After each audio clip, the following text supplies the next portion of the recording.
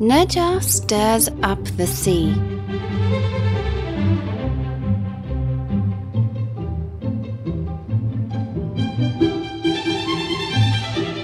Once upon a time, there lived an official called Li Jing. He observed strict military discipline and was the commander of the Chentang Pass.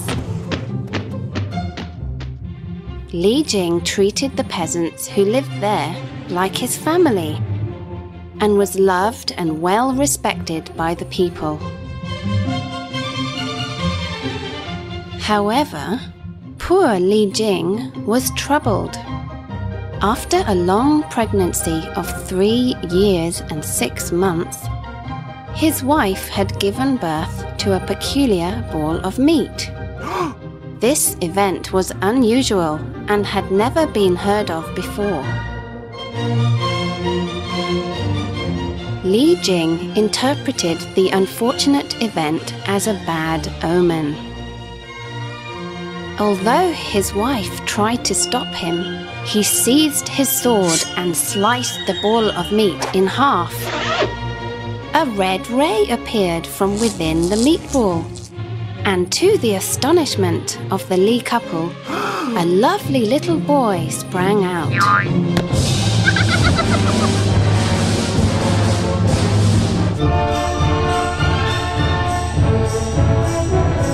When the mountain deity of Kunlun, Reverend Te Yi, received news of the event, he came to the Li couple to congratulate them.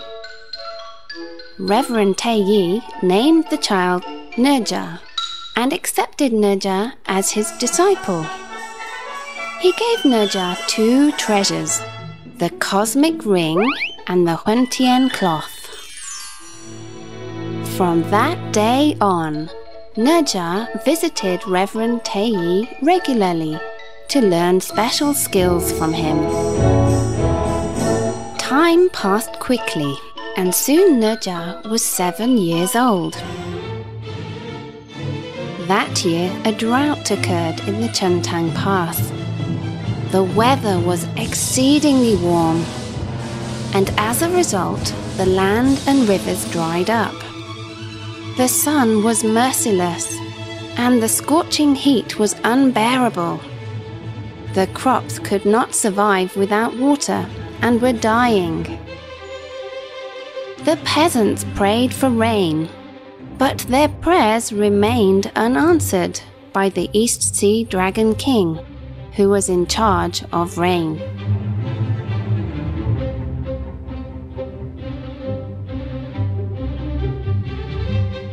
One day, when little Nezha was bathing in the East Sea, he saw some sea demons hunting for children. The demons caught the children and took them back to the East Sea Dragon King to feast upon. Nezha was enraged. "This is atrocious!" he exclaimed. He clenched his fist and threw the cosmic ring at the demons. The cosmic ring was a weapon with magical powers, and the demons were badly injured. The demons fled in pain, leaving the children behind to return home safely.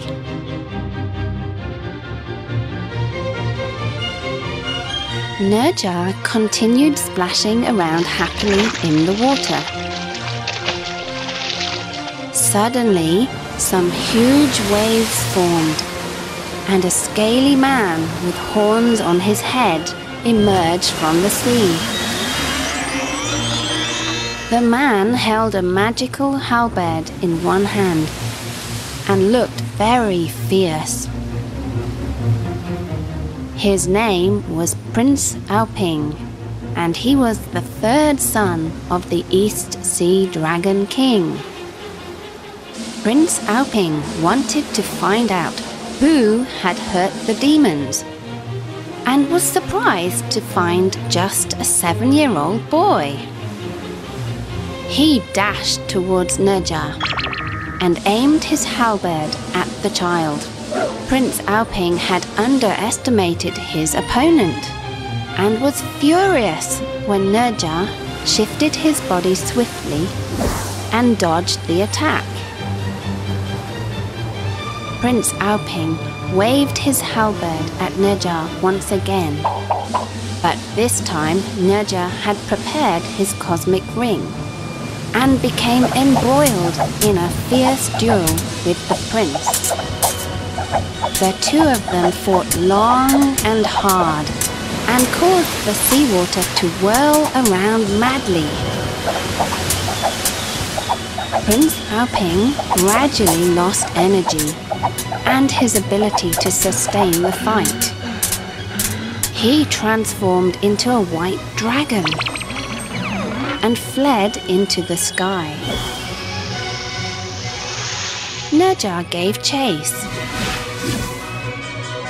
He had just warmed up and was not ready to end the duel without a conclusion.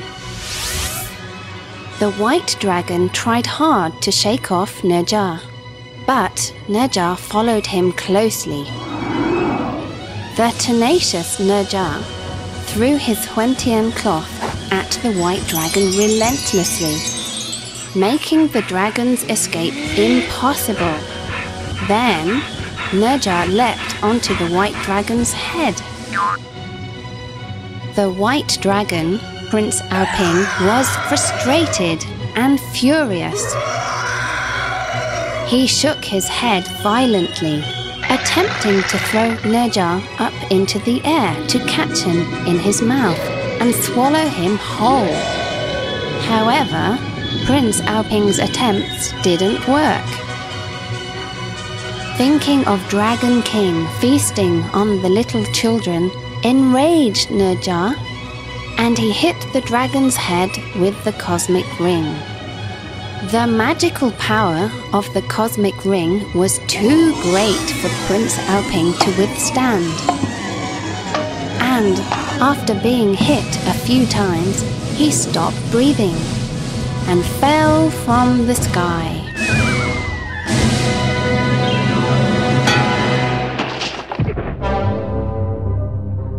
Serves you right. Now you won't do any more evil things, Nezha exclaimed, pointing at the dead body. Then Nezha pulled out the dragon's tendons, intending to make them into a belt for his father. The East Sea Dragon King's army of prawn and crab soldiers retrieved Prince Aoping's body. At the sight of his son's dead body, the Dragon King was broken-hearted. He was overwhelmed with anger and hatred when he found out the murderer was the son of Li Jing. With gritted teeth, he cried, Li Jing, give me back my son! The East Sea Dragon King gathered the Dragon Kings of the North, South, and West.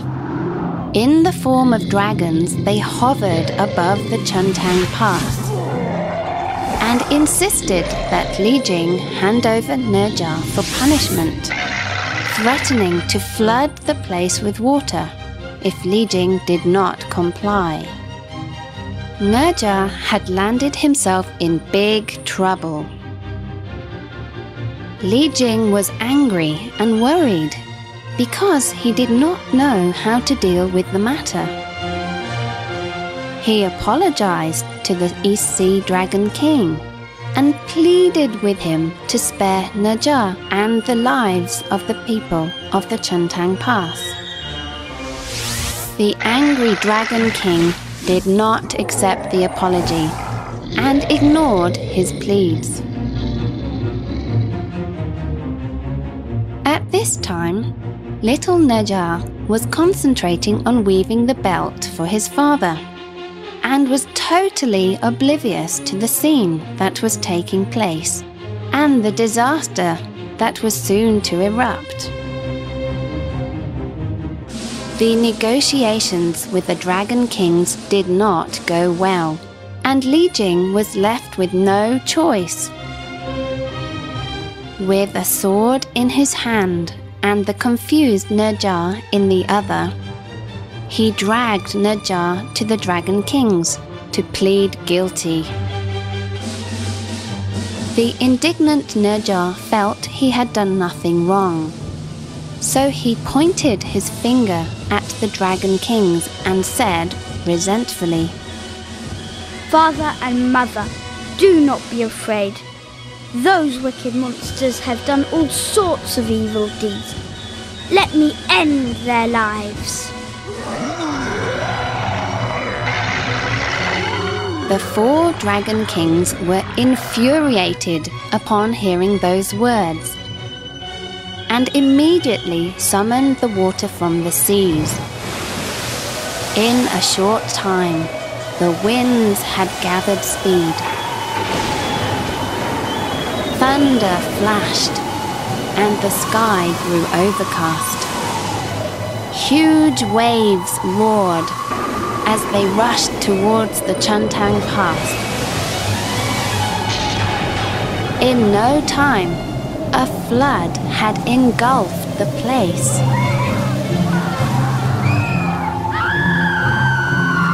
Farmers and livestock were caught up in the flood, and the casualties were countless.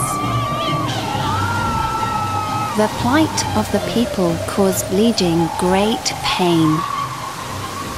He took his sword, wanting to exchange his son's life for the people's forgiveness, but found that he could not do it. He let out a sigh, and the sword slipped out of his hand. Having witnessed Li Jing's attempt to kill their son, Madame Li wept and fainted. Heavy rain came pouring down endlessly.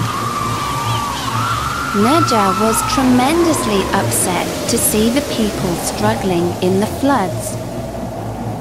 His helpless parents split between decisions and the merciless and arrogant Dragon Kings. If my death could save the lives of the people of the Chuntang Pass, I would gladly offer my life, even though I have not committed any wrongdoing. With tears rolling down his cheeks, Nezha picked up the sword that his father had dropped. He remembered his kind teacher, Reverend Te Yi, and cried out in despair, "My grandmaster!" before he killed himself with the sword. The 4 Dragon Kings were satisfied with Nezha's death and stopped using their power. The flood retreated and the thunderstorm stopped. The kings returned to their respective palaces. The people were saved, and they began working around the clock to rebuild their hometown.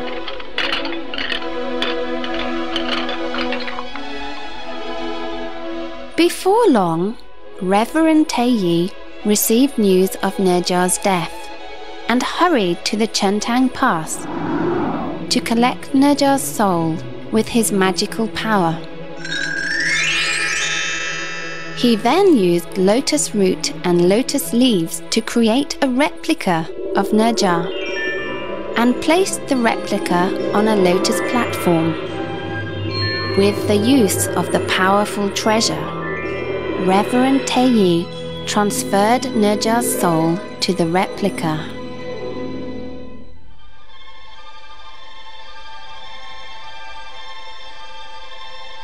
As Reverend Te Yi chanted, the replica glowed, and Nezha gradually regained the feeling in his limbs. Suddenly, Nezha opened his eyes and sprang back to life. The simple ritual had brought Nezha back to life, and Nezha now occupied the lotus body. Reverend Teyi armed Nezha further with a pair of fire and wind wheels and a fiery spear.